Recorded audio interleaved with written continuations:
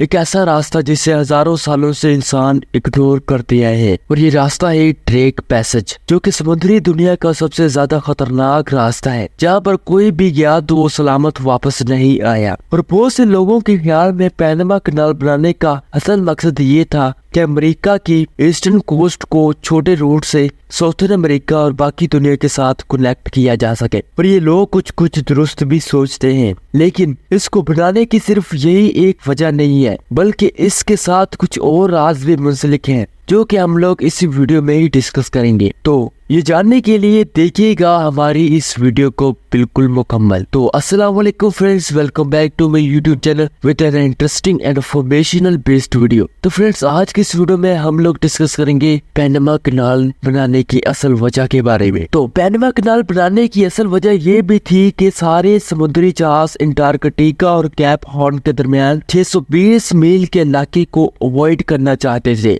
اور کوئی بھی یہاں سے گزرنا نہیں چاہتا تھا۔ اور یہ وہ راستہ تھا جہاں پیسفک اوشن اور اٹلانٹک اوشن اور ساؤتھرن اوشن آپس میں ملتے ہیں، اور اس ایریا کو ڈریک پیسج کہا جاتا ہے۔ اور اس کو اس نام سے کیوں پکارا جاتا ہے؟ یہاں پر ایسا کیا ہوتا ہے کہ آج بھی یہاں پر کوئی بھی جانا نہیں چاہتا ہے؟ تو اس کا جواب جاننے کے لیے ہمیں جانا پڑے گا اسی راستے کی ہسٹری میں۔ 15ویں صدی میں جب فرانسس ڈریک نام کا ایک سمندری ڈاکو پورے بحرۂ اوقیانوس میں خوف کی علامت بنا ہوا تھا، یہ وہ وقت تھا جب انگریز، اسپینش اور برٹش امپائرز دنیا کا کنٹرول چاہتے تھے، اور فرانسس کوئی عام ڈاکو نہیں تھا، بلکہ اس کو برٹش امپائرز کی مکمل سپورٹ یعنی حمایت حاصل تھی، اور اسی حمایت پر وہ ان کے لیے افریقی شہروں پر حملہ کرتا اور ان کو لوٹتا، اور ان کے لوگوں کو اور مال غنیمت کو برطانیہ لے کر جاتا، اور ان کے لوگوں کو وہاں پر غلام بنا لیا جاتا تھا۔ اور برٹش امپائرز فرانسس سے بڑے خوش تھے، اور اس لیے انہوں نے فیصلہ کیا کہ ساؤتھرن امریکہ میں اسپینش امپائرز کے کنٹرول کو توڑنے کے لیے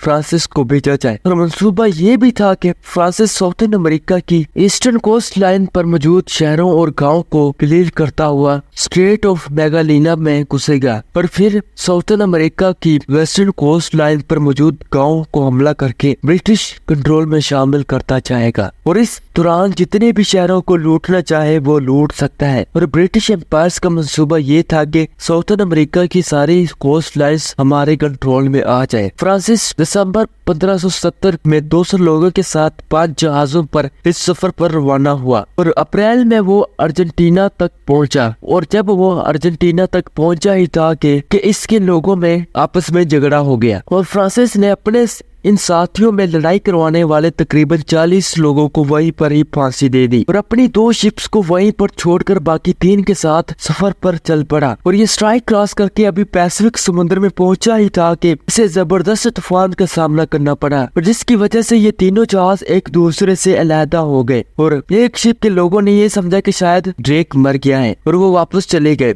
اور دوسرے دونوں جہاز طوفان میں بچھڑ گئے، اور ایک شپ ڈریک پیسج میں آئی اور وہیں پر غائب ہو گئی، اور فرانسس بھی اس کا پیچھا ہی کر رہا تھا، اور وہ ڈریک پیسج کے کنارے پر ابھی آیا ہی تھا کہ وہاں پر سمندری صورتحال دیکھ کر وہ سمجھ گیا کہ اس سے آگے جانا بہت ہی ہے، لہٰذا اس نے اپنے شپ کو واپس موڑ لیا، اور کوئی نہیں جانتا کہ اس پوائنٹ سے آگے کیا ہے۔ اس وقت آج کی طرح ورلڈ میپ نہیں ہوا کرتا تھا، اور پھر وہ ساؤتھ امریکہ کی ویسٹ کوسٹ کی طرف چل پڑا، اور لوٹ مار کر سان فرانسسکو پر ہی جا کر رکا، اور وہ دوبارہ بریٹین واپس نہیں جا سکا، کیونکہ وہ ڈر گیا تھا کہ اگر وہ واپس جاتے ہوئے دوبارہ سے اسی راستے میں پھنس گیا تو شاید وہ زندہ نہ بچ سکے، اور اس لیے اس ایریا کا نام ڈریک پیسج رکھ دیا گیا، کیونکہ اس سے پہلے سمندر کے اس حصے میں کوئی بھی شپ لے کر نہیں آیا تھا، یا آیا بھی تھا تو اس میں پھنس کر مر گیا اور واپس جا کر بتاڑ نہ سکا۔ ڈریک نے اپنے قریبی ساتھیوں کو بتایا کہ شاید سمندر کے اس حصے کے آگے کوئی دوسری دنیا ہے، یہ ایک ایسا جزیرہ ہے جہاں پر اس سے پہلے کوئی نہ جا سکا۔ ڈریک اصل میں جسے آئی لینڈ سمجھ رہا تھا وہ انٹارکٹیکا تھا۔ ہزاروں سالوں سے انسانوں کا ماننا تھا کہ یہاں پر کوئی کانٹیننٹ ہے۔ اینشینٹ گریکس اسے ٹیرس آسٹرالس انکوگنیٹا یعنی دا ان نون ساؤتھرن لینڈ کہتے تھے، لیکن کسی نے بھی اسے دیکھا نہیں تھا۔ 1970ویں صدی میں British explorer captain Cook southern continent کی کھوج دریافت میں نکلا، اور وہ سارا اٹلانٹک کراس کر کے ساؤتھرن میں گھس گیا، لیکن उसे अंटार्कटिका नहीं मिला और वो वापस आते हुए उसकी शिप इसी ड्रेक पैसेज में फंस गई और वो बहुत ही ज्यादा मुश्किल से वहाँ से जान बचाकर निकला। कैप्टन किक दोबारा फिर कभी इस समुद्र में नहीं गया और हालांकि ये वो कैप्टन किक था जो कि उस वक्त का सबसे बड़ा एक्सप्लोरर था और इस कैप्टन किक ने ही न्यूजीलैंड को तलाश किया था, जो कि हम लोग आइंदा आने वाले वीडियो में डिस्कस करेंगे। और कैप्टन किक ने अपने जर्नल में लिखा था इस सौथर्न कॉन्टिनेंट को डिस्कवर करने का रिस्क इतना बड़ा है कि शायद ही कोई इंसान इधर तक आ जाए जहाँ तक मैं आया हूँ। ये एक ऐसा पॉइंट है जहाँ पर तमाम तर पानी आपस में मिलते हैं।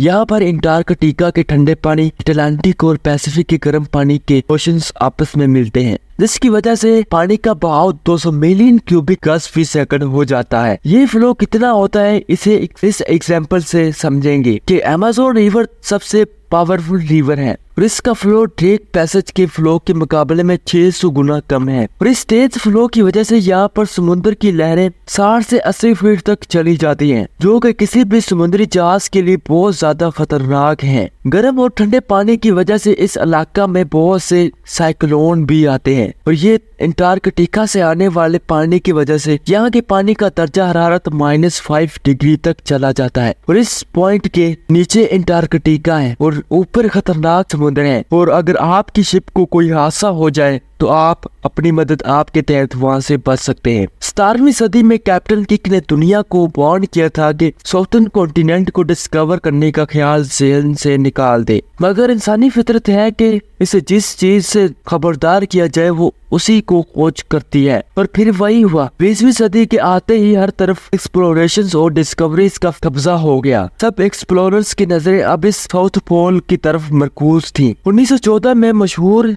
ब्रिटिश एक्सप्लोरर अर्नेस्ट ने अंटार्कटिका को एक्सप्लोर करने का इरादा किया। वो अटलांटिक ओशन क्रॉस करते हुए जब ड्रेक पैसेज के पास पहुंचा तो पानी की लहरों ने उसे उधर बर्फ के ग्लेशियर्स में धकेल दिया और उसकी शिप मुकम्मल तौर पर तबाह हो गई। और फिर अर्नेस्ट ने अपने बाकी साथियों को वहीं पर रहने का कहा और अपने 5 साथियों को साथ लेकर एक छोटी सी लाइफ बोट पर किसी करीबी आइलैंड की तलाश में निकल पड़ा ताकि उसे फौरी तौर पर मदद मिल सके। और 1 महीना समुद्र में सफर करने के बाद आखिरकार अर्नेस्ट साउथ जॉर्जिया आइलैंड पर पहुंच गया, मगर उस 1 महीना में उसने जो कुछ एक्सपीरियंस किया उसको उसने कुछ इस तरह लिखा कि this is the waste and most dangerous part of the earth और मेरा इस आइलैंड तक पहुंचना किसी मौजे से कम नहीं है। अर्नेस्ट ने ये भी कहा कि Antarctica is the last great journey left to man. अगले 3 महीनों में एफर्ट्स करके अर्नेस्ट के बाकी साथियों को बचा लिया और कुदरती तौर पर कोई भी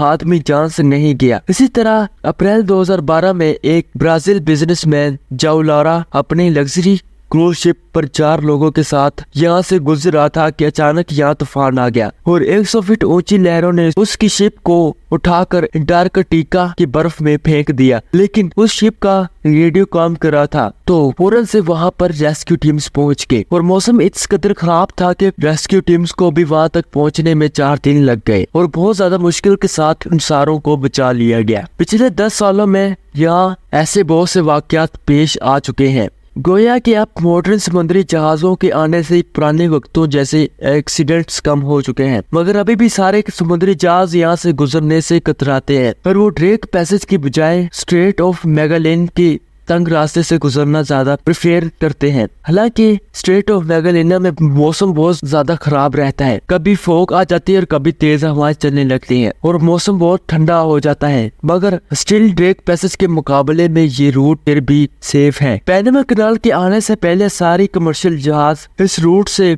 वेस्टर्न साउथर्न अमेरिका और नॉर्थ अमेरिका जाती थी। फिर पैनामा कैनाल के आने के बाद ये रास्ता यानी ये रूट वीरान हो गया, लेकिन एक बार फिर इस रूट पर समुद्री जहाजों का हजूम लगने वाला है क्योंकि पैनामा कैनाल खतरे में है। ड्रेक पैसेज हमारी दुनिया के लोगो एरियाज में से है, लेकिन ये गैप हमारी दुनिया के लिए बहुत जरूरी भी है क्योंकि अंटार्कटिका की बर्फ जब पिघलती है तो सारा पानी यहाँ से ही दुनिया के बाकी समुद्रों में जाता है। तो फ्रेंड्स, आज की इस वीडियो में हम लोगों ने डिस्कस किया कि पैनामा कैनाल बनाने का असल मकसद क्या है। तो हमने डिस्कस किया कि ड्रेक पैसेज क्या है और वहाँ पर ऐसा क्या है कि कोई भी वहाँ पर जाना नहीं चाहता है। तो उम्मीद करता हूँ कि आपको کو ہماری یہ ویڈیو اچھی لگی ہوگی. اگر آپ کو ہماری یہ ویڈیو اچھی لگی ہے تو ہمارے چینل کو سبسکرائب کریں, ویڈیو کو لائک کریں اور بیل آئیکن کے بٹن کو دبائیں تاکہ ہماری طرف سے آنے والے ہر امیزنگ, انٹرسٹنگ اور انفارمیشنل بیسڈ ویڈیو کا نوٹیفکیشن آپ کو مل سکے. اور آپ کا ایک سبسکرائب ہمارے لیے ایک موٹیویشن ہے, کیونکہ ہم لوگ آپ کے سبسکرائب اور لائک کو اور کمنٹس کو دیکھ کر ہی موٹیویٹ ہوتے ہیں. تو امید کرتا ہوں کہ آپ کو ہماری ویڈیو اچھی لگی ہوگی. تو آج کے لیے صرف اتنا ہی, ملتے ہیں ایک نئی ویڈیو کے ساتھ. ہمیں دیجیے اجازت. اللہ حافظ.